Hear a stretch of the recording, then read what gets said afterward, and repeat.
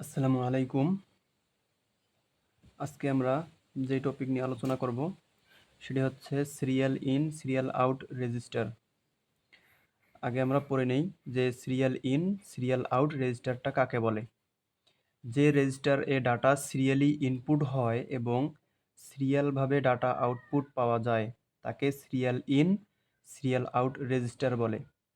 এই ডাটাটা হচ্ছে সিরিয়ালি ইন হবে এবং সিরিয়ালি আউট হবে।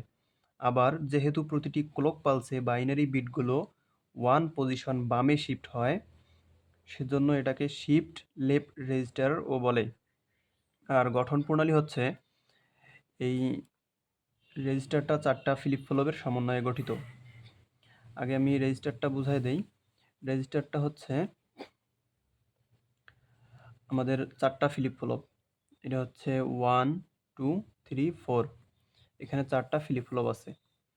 আর 4টা ফ্লিপ ফ্লপের মধ্যে আমরা ক্লক পালস সবগুলোতে একসাথেই দিয়েছি। এটা হচ্ছে সিনক্রোনাইজ, সবগুলোতে একসাথে ক্লক পালস দিয়েছি। আর হচ্ছে ডাটা সিগন্যাল ইনপুট, যেহেতু এগুলো জেকে ফ্লিপ ফ্লপ সেহেতু ক্লক পালস লাগবে আর আমাদের হচ্ছে ডাটা ইনপুট লাগবে। আর আউটপুট হবে আমাদের Q1 আর হচ্ছে কিউ বার 1, এই দুটো হবে আউটপুট। আর আমরা যদি এটা রেজিস্টারটা গণনা করার শুরুতে রেজিস্টারটাকে আগে সেট করে নিতে হবে। সেট করার জন্য এখানে আমরা উপরে ক্লিয়ারটা ইউজ করব। ক্লিয়ার সবগুলোতে, ক্লিয়ারের উপরে যেহেতু বার দেওয়া আছে সেহেতু ক্লিয়ার 1 দিলে ক্লিয়ার হবে না। 1 থেকে যখন আমরা 0 দিব তখনই সবগুলো ফ্লিপ ফ্লপ আমাদের ক্লিয়ার করবে। সবগুলো ফ্লিপ ফ্লপের আউটপুটগুলো 0 0 0, তখন 0 0 সেট হবে সবগুলো ফ্লিপ ফ্লপের আউটপুট। আমরা এখান থেকে দেখলে বুঝতে পারবো এখানে কার্যপ্রণালীটা ক্লক পালসের উপস্থিতিতে ডাটা সিগন্যাল ইনপুট লাইনের প্রদত্ত বাইনারি ওয়ার্ডটি ধারাবাহিকভাবে ফ্লিপ ফ্লপ সমূহে লোড হয়। একটি ফ্লিপ ফ্লপ এর আউটপুট পরবর্তী ফ্লিপ ফ্লপের ইনপুটে প্রদান করা হয়। এইখানে আমরা দেখলে বুঝতে পারবো এইখানে হচ্ছে ডাটা ইনপুট সিগন্যাল। এখানে দেখতে পাচ্ছেন এখানে ডাটা ইনপুট দেওয়া হয়েছে জে, আর এইখানে আর একটা দেওয়া হয়েছে কে। আর ক্লক পালস এখানে মাঝে ক্লক পালস দেওয়া আছে। ক্লক পালস তো সবগুলো ফ্লিপ ফ্লপে আমরা একসাথে ক্লক পালস দিয়েছি। আর হচ্ছে এখানে ইনপুট লাইন আমরা জে এবং কে, এইখানে আমরা একটা ফ্লিপ ফ্লপে ইনপুট দিয়েছি জে আর কে। এইখান থেকে আমরা আউটপুট পাবো হচ্ছে Q1। আর এখানে ক্লিয়ার তো হচ্ছে আমরা যখন শুরুতে কাউন্ট করার শুরুতে যখন আমরা রিসেট করব তখন ক্লিয়ারটা ইউজ করব। আর ইনপুট লাইনের আউটপুটটা হবে Q1 এবং কিউ বার 1। দ্বিতীয় ফ্লিপ ফ্লপের ইনপুট প্রথম ফ্লিপ ফ্লপের আউটপুটের উপর নির্ভর করে। প্রথম ফ্লিপ ফ্লপের আউটপুট হচ্ছে Q1 এবং কিউ বার 1, আর দ্বিতীয় ফ্লিপ ফ্লপের ইনপুট হবে Q1 আর কিউ বার 1। এটা হচ্ছে দ্বিতীয় ফ্লিপ ফ্লপের ইনপুট হিসাবে হবে। আবার সেম এরকমই হবে, এইখানে হচ্ছে দ্বিতীয় ফ্লিপ ফ্লপের আউটপুট Q2 এবং কিউ বার 2, এটাই হবে হচ্ছে তৃতীয় ফ্লিপ ফ্লপের ইনপুট জে এবং কে। এরকম করে সেম এটাতেও হবে। এখানে আমরা দেখি,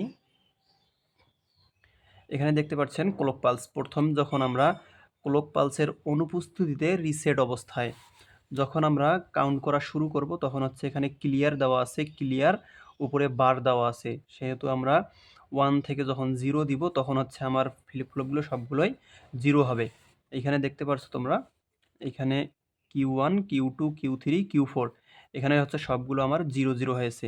যখন ক্লক পালসের অনুপস্থিতিতে আমি রিসেট অবস্থায় রেখেছিলাম তখন সবগুলো আউটপুট আমার 0 0। এবার যখন আমি প্রথম ক্লক পালস দিব, প্রথম ক্লক পালস যখন আমি 1 দিব, 1 দেওয়ার কারণে, আর এটা যেহেতু serial in serial out register সেজন্য আমি যখন প্রথম ক্লক পালস 1 দিব তখন আমার ফ্লিপ ফ্লপগুলো 1 কাউন্ট করবে। 1 কাউন্ট করার কারণে, আর এটা যেহেতু আমার শিফট লেফট রেজিস্টার এবং এটা হচ্ছে বাম দিকে 1 বিট করে সরে যাবে, সেহেতু আমার এই 1টা এখানে হচ্ছে Q1 এ, এই 1টা আমি যেহেতু প্রথম ক্লক পালস 1 দিছি সেজন্য আমরা কিউ ওয়ানে আমি এই ওয়ানটা পাবো। এরপর আমরা দেখি যখন আমরা দ্বিতীয় ক্লক পালস ওয়ান দিব, দ্বিতীয় ক্লক পালস ওয়ান দেওয়ার কারণে আমার প্রথম ক্লক পালসের ওয়ানটা সরে, প্রথম ক্লক পালসের ওয়ানটা ছিল কিউ ওয়ানে, এটা হচ্ছে এক বিট বামে সরবে, এক বিট। এই যে এখানে দ্বিতীয় ক্লক পালস, যেহেতু এটা দ্বিতীয় ক্লক পালস, প্রথম ক্লক পালসের ওয়ানটা হচ্ছে সরে গিয়ে কিউ টু এ আসছে। আর আমি যেহেতু আবার দ্বিতীয় ক্লক পালসে আমি যেহেতু ওয়ান দিছি, এই দ্বিতীয় ক্লক পালসটা আমার হচ্ছে কিউ ওয়ানে আছে এখন। আবার তৃতীয় ক্লক পালস যখন আমি জিরো দিয়েছি, যেহেতু এটা এক বিট বামে সরে, সেজন্য এর পূর্বের কিউ টু এর ওয়ান আমার এক বিট বামে সরে গিয়ে কিউ থ্রিতে আছে এখন। আর কিউ দ্বিতীয় ক্লক পালসের কিউ ওয়ানের আমার ওয়ানটা সরে গিয়ে হচ্ছে কিউ টু এ আছে। আর আমি তৃতীয় ক্লক পালসে যেহেতু জিরো দিয়েছি, সেহেতু আমার জিরোটা কিউ ওয়ানের ইনপুটে কিউ ওয়ানে আছে।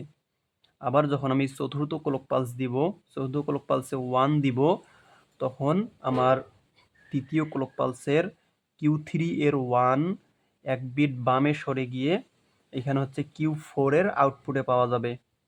আর কিউ টু এর আউটপুট ওয়ান, এটা এক বিট সরে গিয়ে কিউ থ্রি এর আউটপুটে পাওয়া যাবে। আর তৃতীয় ক্লক পালস যেহেতু আমি জিরো দিয়েছি, সেহেতু জিরোটায় এক বিট সরে গিয়ে কিউ টু এ পাওয়া যাবে। আর এবার যেহেতু আমি চতুর্থ ক্লক পালস ওয়ান দিয়েছি, সেজন্য ওয়ানটা আমার কিউ ওয়ানে পাওয়া যাবে। এভাবেই হচ্ছে আমি সিরিয়াল ইন সিরিয়াল আউট, এখানে এই রেজিস্টারটার কাজেই হচ্ছে এটা, আমি প্রথম যেটা আউটপুট দিব সেটা হচ্ছে কিউ ওয়ানে থাকবে। পরবর্তীতে আবার যখন আমি যদি জিরো দেই, তাহলে সেটা পূর্ববর্তী ওয়ানটা আমার কিউ টু এ সরে যাবে এবং তার দ্বিতীয় ক্লক পালসের জিরোটা আমার কিউ ওয়ানে থেকে যাবে। এরকম করে শুরুতে এখানে যদি আমি দেখাই, আমি প্রথমে ওয়ান দিছি, তারপরে ওয়ান দিছি, তারপরে জিরো, তারপরে ওয়ান।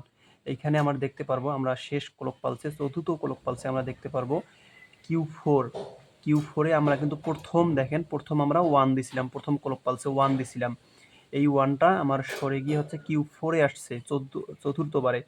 আবার দ্বিতীয় ক্লক পালসে আমি ওয়ান দিছিলাম, এই ওয়ানটা দেখেন এইখানে আছে, কিউ থ্রিতে আছে। আবার তৃতীয় ক্লক পালসে আমি জিরো দিছিলাম, এই জিরোটা আমার এইখানে কিউ টু এ আছে। আর চতুর্থ ক্লক পালসে ওয়ান দিছিলাম, এই ওয়ানটা আমার এইখানে কিউ ওয়ানে আছে। এভাবে আসলে সিরিয়াল ইন সিরিয়াল আউট রেজিস্টারটা কাজ করে। সো আজকে তাহলে এই পর্যন্তই।